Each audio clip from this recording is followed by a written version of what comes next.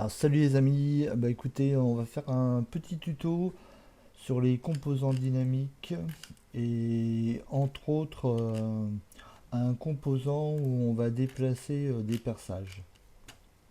Alors la première chose qu'on va faire, on va créer le perçage. Alors on va faire un petit diamètre, hop là, voilà. Là-dessus, on va faire une petite extrusion, voilà, hop, et on va supprimer cette face. On va conserver tout l'ensemble et on va faire créer un composant.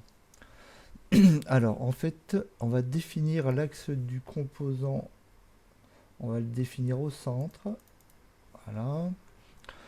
On va définir une liaison du composant, on va mettre n'importe laquelle. Ce qui est important pour avoir un composant qui va être un composant qui va percer en fait.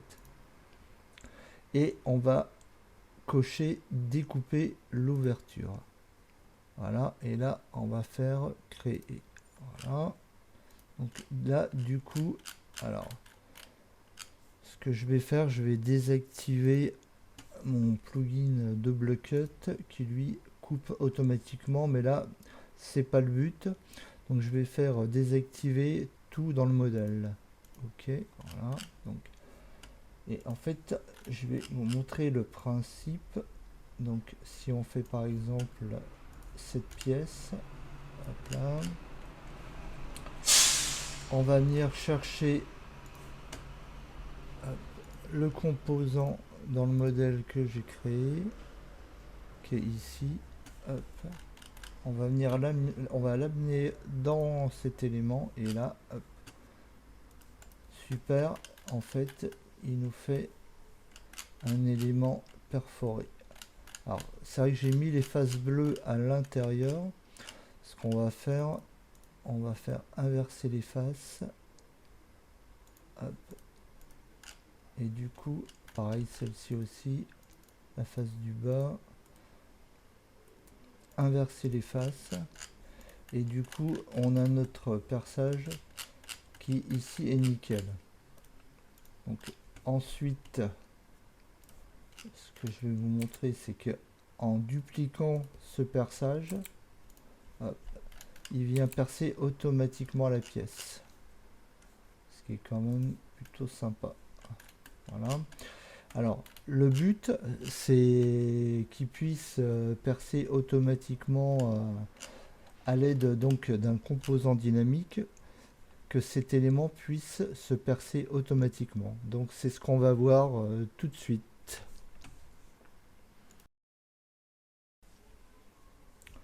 Bon, donc on va continuer sur les composants dynamiques et en l'occurrence le composant qui va percer. Donc en fait, mon composant est ici. Je vais ouvrir mon menu. Donc ça, c'est mon menu option du composant. Je vais ouvrir mon menu attribut du composant. Bon, là, c'est ce qui va m'intéresser particulièrement.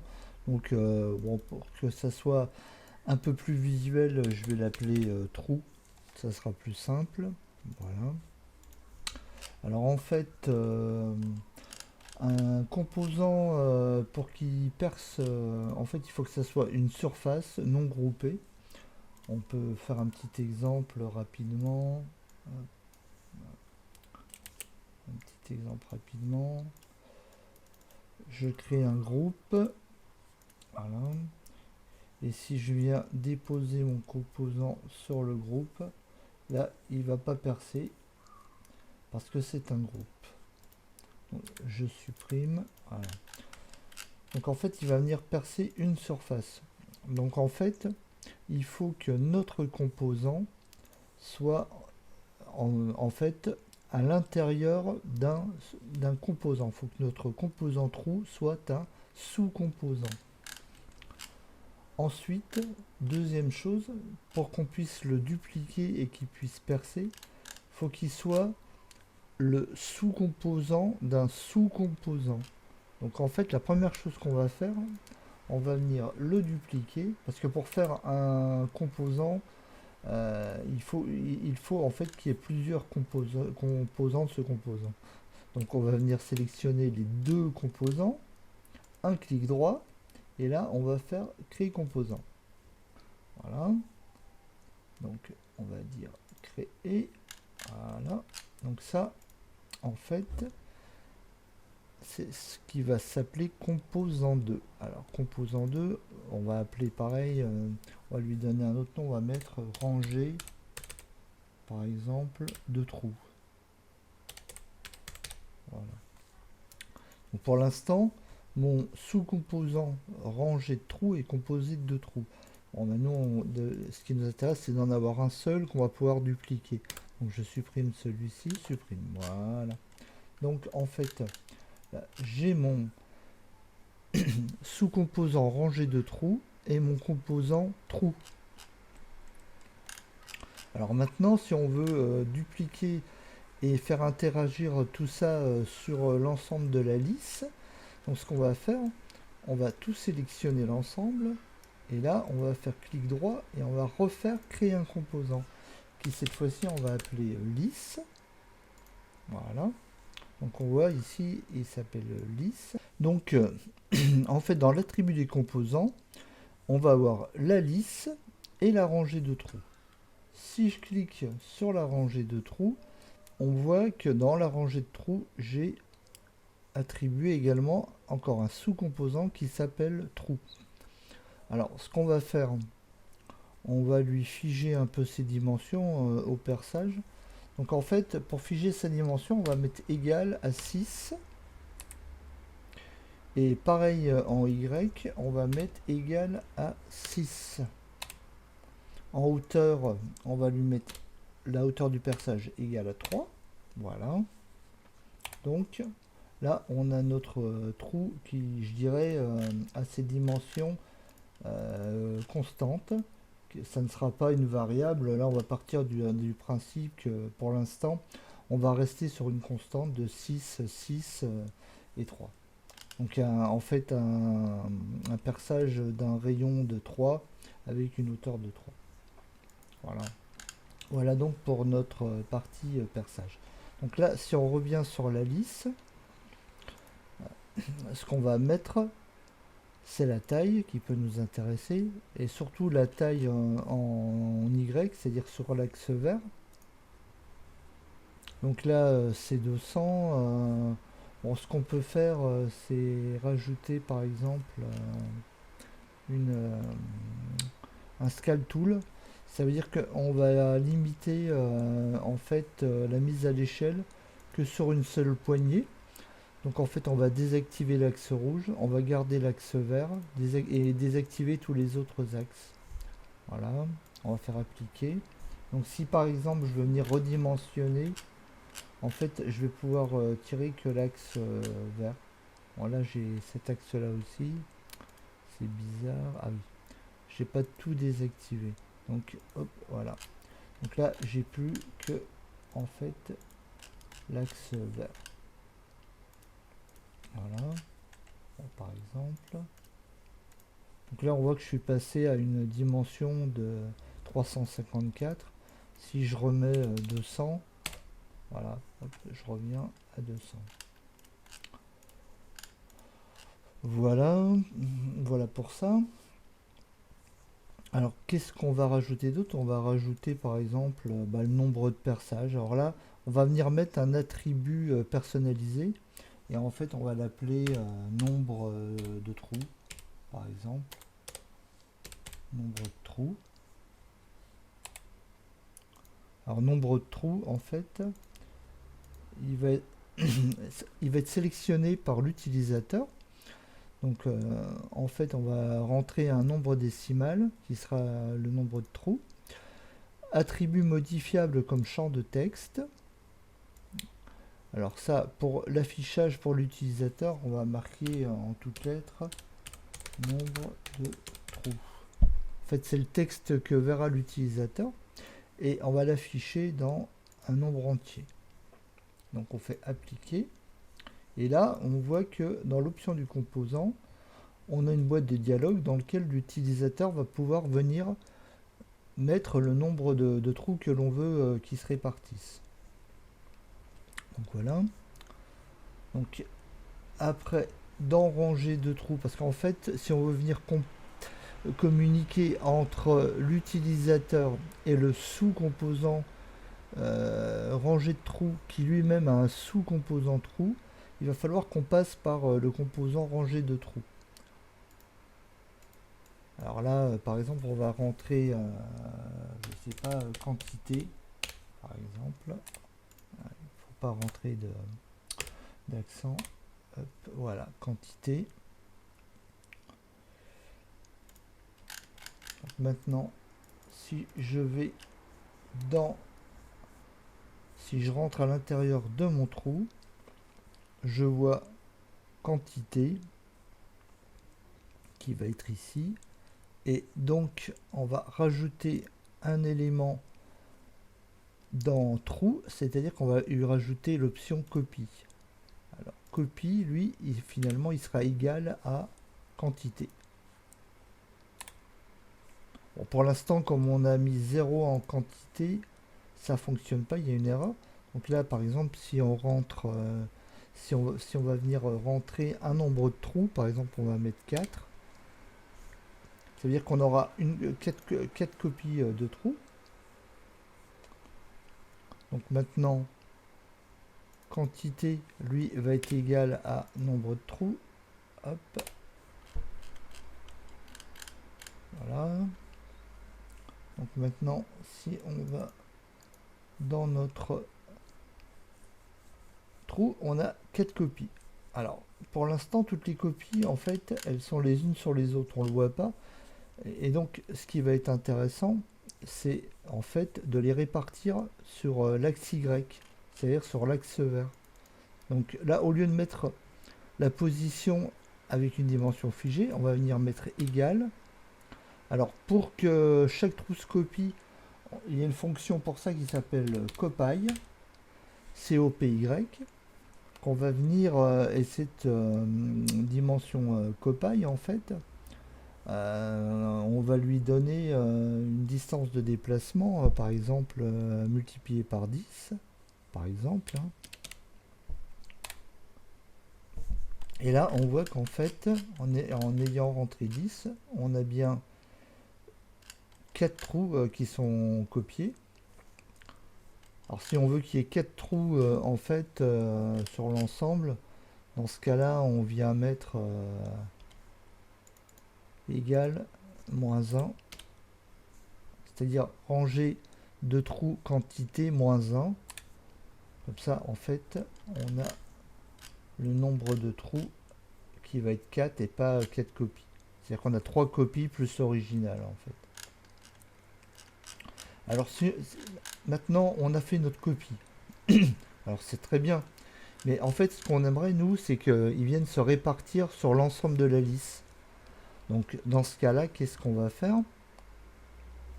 On va retourner sur la liste. Et là on va rajouter une variable ici qui va par exemple s'appeler longueur. Et qui va être égale à la dimension de la lisse en Y. Donc on va venir cliquer ici. Donc en fait la longueur sera égale à la lisse en Y. On valide. Et là on va retourner sur nos copies, notre rangée de trous et nos trous. Et en fait dans la partie copie, ce qu'on va faire, on va venir mettre que copie, ça sera multiplié par en fait la longueur et par exemple divisé par la quantité de trous. Donc si on met la longueur divisée par la quantité de trous, logiquement ça doit se répartir sur la longueur. Donc je valide. Ouais, voilà. Nos 4 trous sont répartis à peu près de façon équidistante sur l'ensemble. Alors ce qu'on peut rajouter, par exemple, bon déjà si par exemple on fait un essai, si on met 8, donc voilà, Donc si j'en mets 6, voilà. Donc voilà un petit peu le principe. Qu'est-ce qu'on peut faire? Oui, on peut déterminer à quel moment le premier trou va commencer si on lui donne une dimension bien figée. Donc pour ça, il faut aller sur cet élément-là et sa position qu'on va définir en X. Donc ce qu'on va faire, on va mettre par exemple égal 5. Oui, là j'ai mis en X.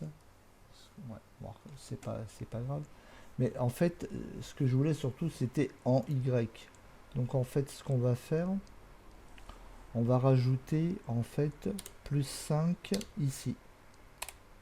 Voilà. Donc en fait, logiquement, si on vérifie 5, hein, c'est pas bon. C'est pas bon pour la bonne et simple raison que c'est la rangée de trous. Alors ce qu'on va faire, on va mettre une position pour la rangée de trous.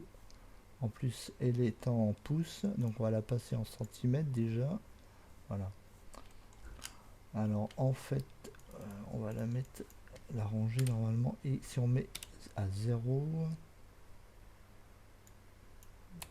tac, voilà. Si on met celle-ci à 0, voilà. Donc en fait, l'axe du trou, cette fois-ci, est bien positionné à 5 cm.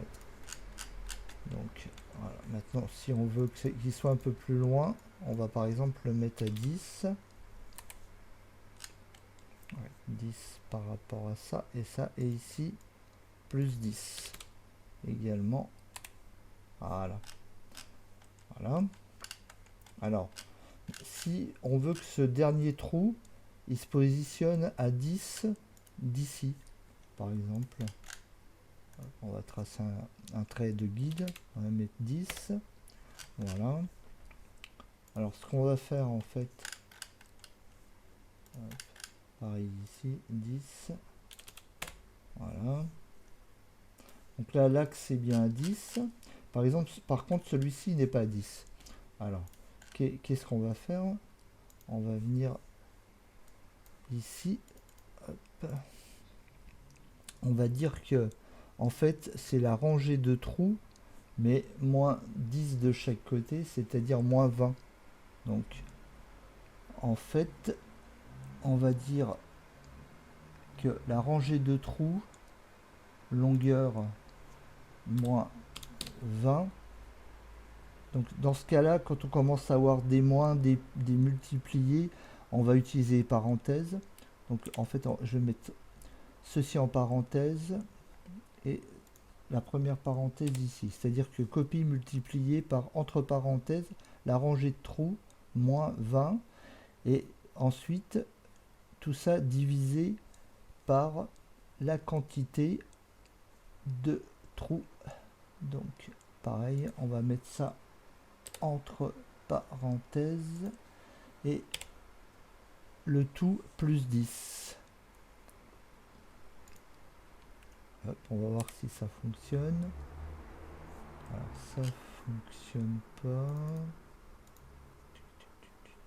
Alors oui, en fait c'est plus divisé par ça, mais divisé par ça. Hop, divisé par copie. Plus 10, voilà. Donc en fait, on se retrouve bien avec ici nos 10, ici nos 10, et les trous répartis finalement dans l'ensemble de la lisse. Donc on peut réessayer avec une autre, si je mets 8,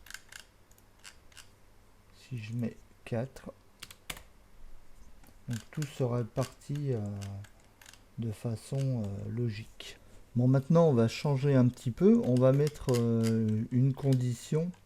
Par exemple, on va mettre comme condition que si la lisse fait moins de 200, par exemple, il y aura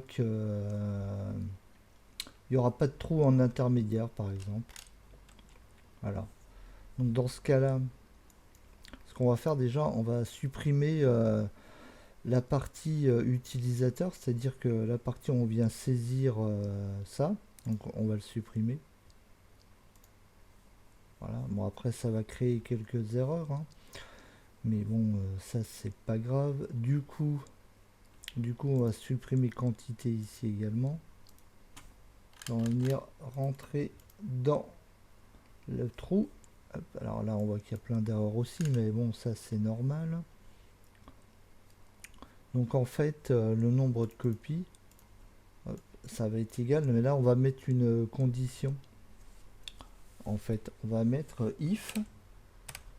Alors si en fait si la longueur est par exemple inférieur ou égal à 200 par exemple, alors le nombre de copies ça sera 1, et sinon donc virgule, donc si en fait la longueur est inférieure ou égale à 200, virgule, la première condition, donc si c'est inférieur ou égal, donc on n'aura qu'une copie, et sinon, donc virgule, et après sinon par exemple on va dire qu'on en aura 3. Allez, voilà par exemple. Voilà. Hop. Donc là, notre condition est remplie, c'est-à-dire que pour l'instant c'est 200, c'est-à-dire que c'est égal à 200, donc c'est normal que le nombre de copies en fait soit que de 1. Alors on va faire l'essai en venant tirer la lisse. En fait ça s'est mis à jour, c'est-à-dire que maintenant comme elle est supérieure à 200 puisqu'elle fait 368, là cette fois-ci il y a bien 3 copies. Donc si je reviens et que je la réduis là à 180, ah ici c'est bon, voilà, là je suis à 189, donc effectivement ça fonctionne bien. Donc voilà un petit peu le principe. Soit on vient rentrer un élément dans les options du composeur ou du composant pardon, où l'utilisateur va être interactif, soit on fonctionne avec une condition, donc où là la condition en l'occurrence qu'on a rentrée c'est si c'est plus grand que 200, on a 3 copies, si c'est égal ou inférieur à 200 on n'a qu'une seule copie. Voilà. Hop. Donc si